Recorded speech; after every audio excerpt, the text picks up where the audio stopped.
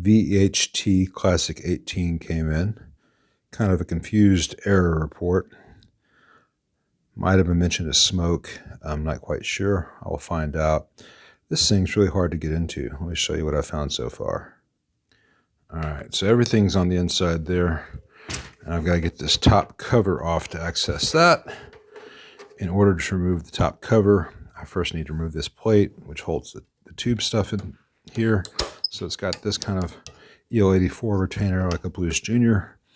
Then it's got these seemingly normal belt and sockets, but they're physically glued to this plate. Let's see what happens if I take these 4 screws off. Will the whole thing come up? No, so I need to get these glue lines cut. See if I can get in here with a razor, or if I need to reach for an X-Acto. Good luck ever changing a tube on a gig. Can't do this one-handed, just a second.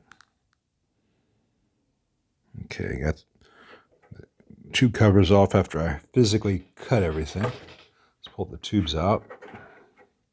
Again, good luck ever changing these on a gig. This plate doesn't seem to want to come loose regardless of the screws being absent. Pretty sure I can put those screws back in. Sorry about the camera work there. I just remove this whole thing together. I got to remove some screws all along the sides and stuff. So let me do that and then we'll see how it comes out. Okay, 13 screws later. Let's see if this will come off.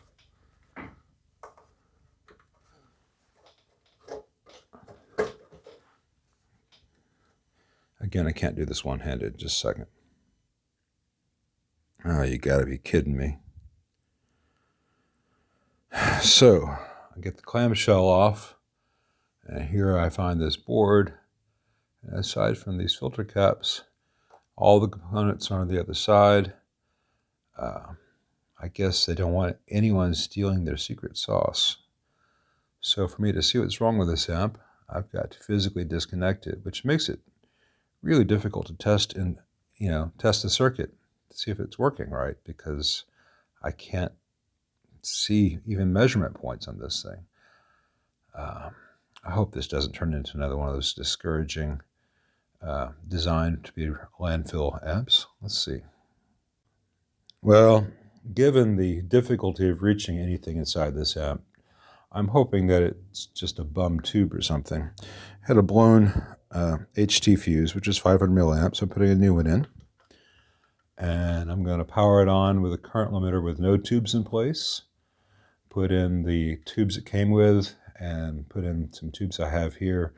And hopefully it's just a bad EL84 or something. It's got some electroharmonics. I hope I don't have to actually try to fix this thing, because the labor to take this thing all the way apart and then put it all the way back together again quickly approaches the price of the amp. I remember when VHTs were really cool. I'm old. Well, I did a first power on and then out of standby with no tubes in the amp and nothing blew or nothing was drawing too much current. So let's power it on in standby with the stock existing power tubes in place. Just wait for it.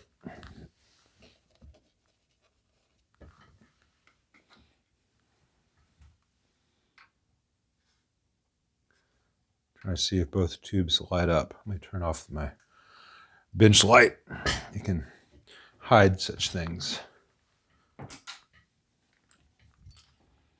Okay, both tubes have a glow. Take it out of standby. This may be dramatic. Watch those tubes, unless all of a sudden there's a blinding flash of light from excessive current being drawn by those tubes.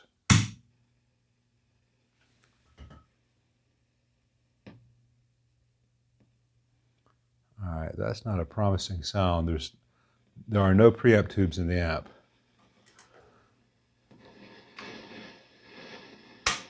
I'm going to power it off.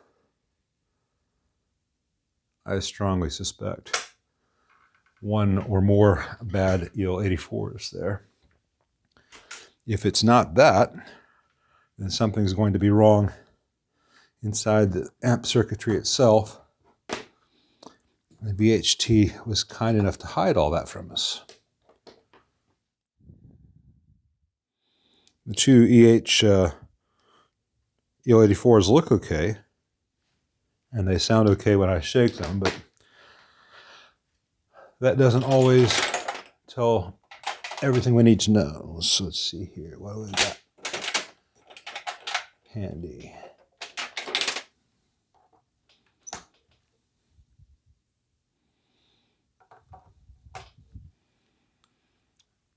We're going to repeat that with this pair of Mullards, including the really groovy lighting, mood lighting. So the amp is powered on in standby with a light bulb current limiter. Both power tubes are lighting up. Let's take it out of standby and watch and listen.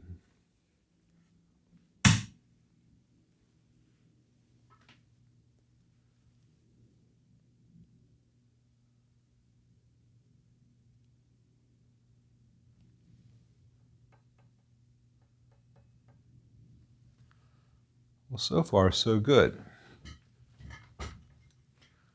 I'm not concerned by that little blue flash we saw so much. We put it back in standby. And let's see what the preamp tubes it came with are. Sovtech AX7WAs, which are usually just fine. No one will write poems about them, but they're usually very reliable and good choices in an amplifier such as this. So let's let those heat up just a moment. Remember, I still got the current limiter on. And out of standby.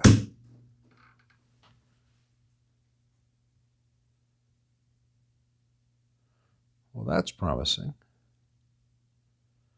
All right, let me see what signal through this thing sounds like.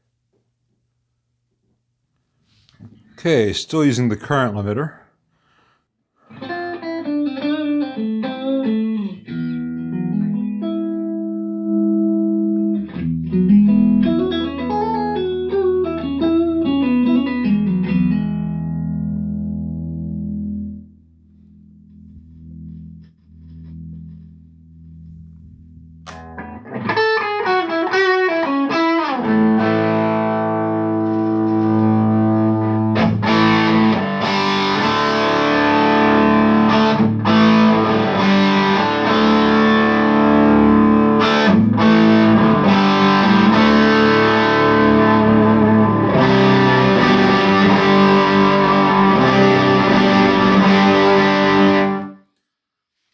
Let me turn off the current limiter, which will increase voltages to the amp, maybe 5%, 10%.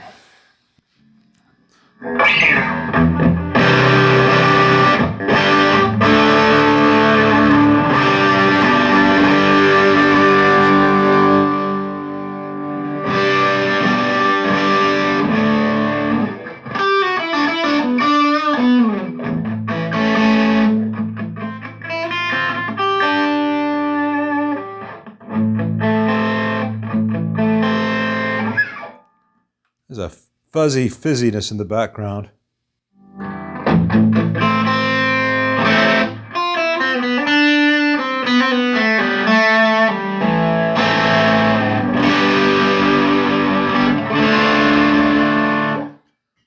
But I think it was just because I had the master volume so low. I'll admit it, this amp sounds quite good.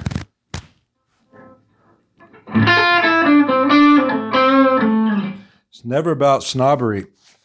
This is a good sounding little amp. The issues I have with it, and to an extent, they tried to mitigate it a little bit, given whatever design pricing constraints they had, were that when something needs to be serviced on this amplifier, It's going to be relatively expensive to have that service done because the entire thing has to be pulled out of the chassis, everything together if you want to test it. I will say, to their credit, they did the filter caps with these radials mounted from the rear on their side, so you can change them out without pulling everything. Those are the things that are, guaranteed to eventually need to be replaced. So they made that good. I can't say the same for any other electrolytics in there, but granted, small voltage electrolytics tend to last a lot longer than high voltage electrolytics. I will ding them for making it very difficult to change tubes in this amp without taking everything apart. But that's not the worst I've seen, But my concern is that those who buy amps in this price range, and I have not priced this amp, I don't know what this price range is, but I can probably make a pretty educated guess based on the overall construction.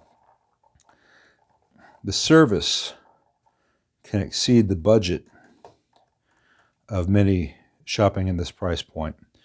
The lower the price of the amp, sometimes the higher the cost of a repair, which I think is a mean trick to play on people who have to save up and really, really want something like this.